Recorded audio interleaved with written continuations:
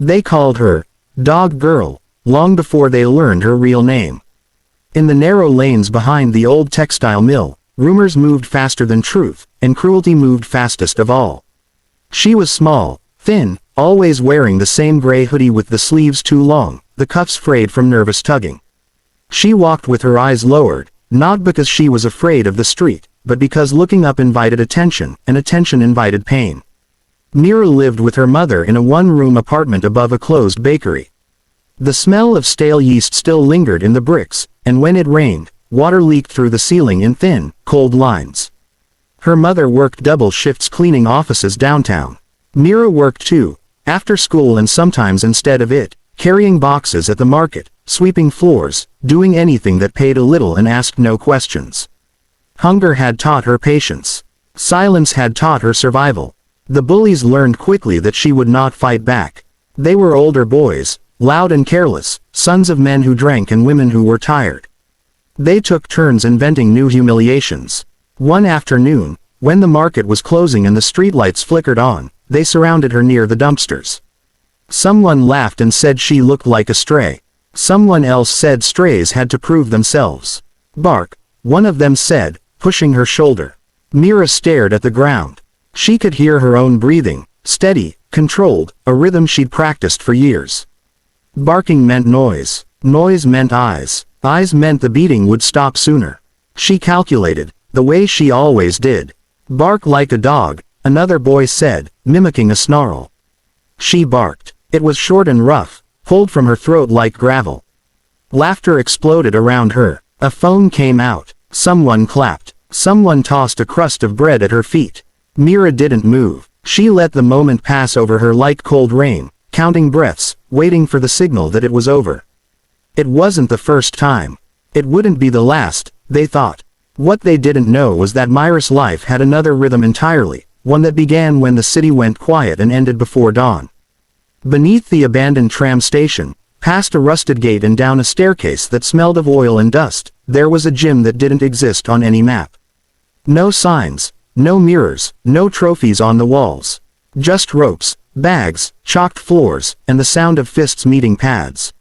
She had found it by accident 3 years earlier, running from a man who wanted more than her bag of groceries. She ducked into the stairwell, heart pounding, and nearly collided with an old woman carrying a crate of water bottles. The woman had looked at Mira once, really looked, and said, "If you're going to keep breathing like that, you might as well learn why." The gym had taken Mira in without questions. No one there cared where she came from or what she wore outside. Inside, she was measured by her discipline. Her coach, a former fighter named Ilya, spoke little and watched everything. He taught her how to stand, how to move, how to see openings not as invitations to violence but as problems to solve. He taught her to keep her hands up, her chin down, her mind clear. "Power is nothing," he said, tapping her forehead. "Control is everything." Mira learned fast. Hunger sharpened her focus. Anger fueled her endurance. She trained until her arms shook, until sweat soaked her clothes and the world narrowed to breath and balance.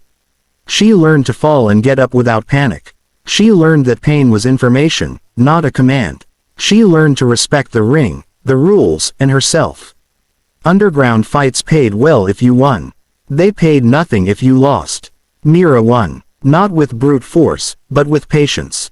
She waited. She listened. She made others tire themselves out, then stepped in, clean and precise.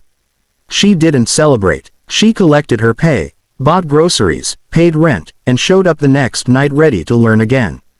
Outside, she stayed invisible. The day the barking video spread, it reached places the bullies hadn't imagined. It bounced from phone to phone, stitched with laughing emojis and cruel captions. Someone slowed it down. Someone added music. Someone tagged her hoodie like it was a costume. Mira saw it that night in the gym, a phone shoved into her hand by a younger fighter who couldn't meet her eyes.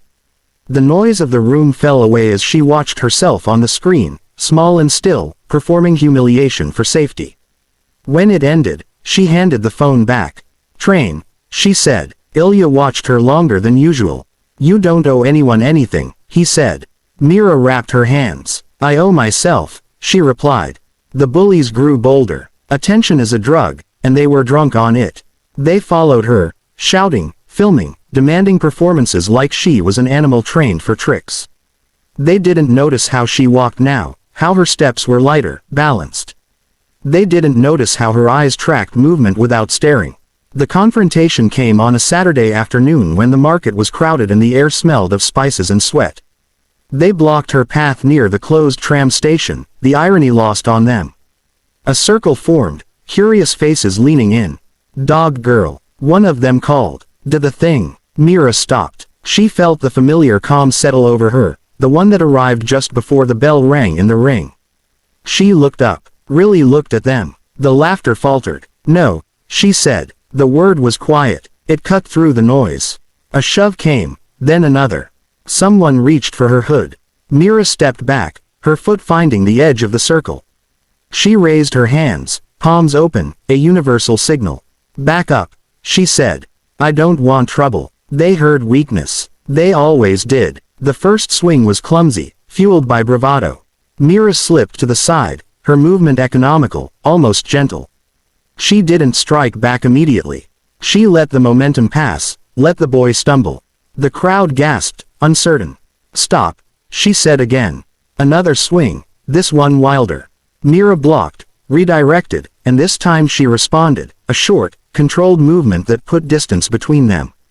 She didn't chase. She didn't gloat. She stood grounded, breathing steady. Someone shouted to hit her. Someone else shouted to stop. Phones were up. Time stretched. When the third boy rushed her, Mira ended it. Not with fury, but with finality. She moved in, closed the space, and took control. The lesson was brief. The result was unmistakable. She released him and stepped back, hands open again. Silence fell like a held breath. She didn't look for applause. She didn't look for approval. She picked up her bag and walked away. The video that spread this time was different. It showed the beginning, the middle, and the end. It showed restraint. It showed a line drawn and respected. People argued about it in comments and corners. Some defended her. Some blamed her. The truth, as always, was messier than any clip. The bullies didn't come back. Their laughter found other places to hide. Mira returned to the gym that night, the same as always. Ilya nodded once. "You kept control," he said. "I kept myself," Mira answered. Weeks passed. The city forgot, as cities do. But something had shifted. At school, a girl from her class asked if she wanted to study together. At the market, a vendor slipped an extra apple into her bag. Small mercies, unnoticed by those who never needed them. One evening, after training, Ilya handed her an envelope. Inside was a flyer for a legitimate amateur tournament. Bright lights, rules, referees, a chance to step into the open. "You don't have to," he said. Mira thought of her mother's tired hands, of the leaky ceiling, of the underground nights that paid but demanded silence. She thought of the girl in the video, barking to survive. She thought of the woman she was becoming, breath by breath. "I want to," she said. The tournament was everything the underground was not. Clean mats, judges in crisp shirts, spectators who cheered without knowing the cost of training, the price of discipline. Mira stood in the corner, gloves on, heart steady. When the bell rang, she moved the way she always had, with patience and control. She won her first bout. Then the second. In the final, she faced a taller opponent with a longer reach and a confident smile. Mira listened. She waited. She adapted. When it was over, her hand was raised. Applause washed over her, strange and warm. She didn't smile right away. She looked into the crowd and found her mother, eyes shining, hands clasped like a prayer. Afterward, reporters asked for her story. She chose her words carefully. She spoke about training, about discipline, about respect. She didn't mention barking. She didn't name names. She understood now that power wasn't about exposing others. It was about protecting what mattered. Months later, the old video surfaced again, reposted by someone trying to chase attention. This time, it didn't define her. Comments pushed back. People remembered the tournament, the calm, the control. The clip lost its teeth. Mira kept training. She kept working. The apartment got a new patch on the ceiling. The fridge stayed full. The gym beneath the tram station remained, a place for those who needed to learn why they breathed the way they did. Sometimes, when she walked past the spot where the bullies once stood, she felt a flicker of the old heat. She let it pass. She had learned that anger could be fuel or fire, and she chose fuel. They had forced a poor girl to bark like a dog. They hadn't known she was an underground boxing champion. In the end, what mattered wasn't what they didn't know. It was what she had always known. That dignity could be trained, protected, and carried forward, step by steady step, into the light.